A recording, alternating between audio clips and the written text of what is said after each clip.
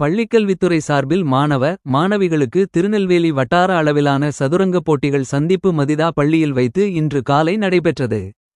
இந்நிகழ்ச்சியை திருநெல்வேலி சட்டமன்ற உறுப்பினரும் திருநெல்வேலி வடக்கு மாவட்ட செயலாளருமான ஆர்.எஸ். முருகன் தலைமை தாங்கி தொடங்கி வைத்தார்.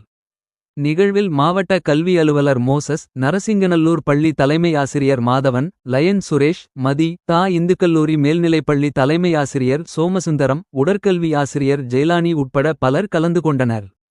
அடுத்த மாதம் நடைபெறும் மாவட்ட அளவிலான போட்டிக்கு தகுதித் தேர்வாக இது நடைபெறுகிறது என்பது குறிப்பிடத்தக்கது.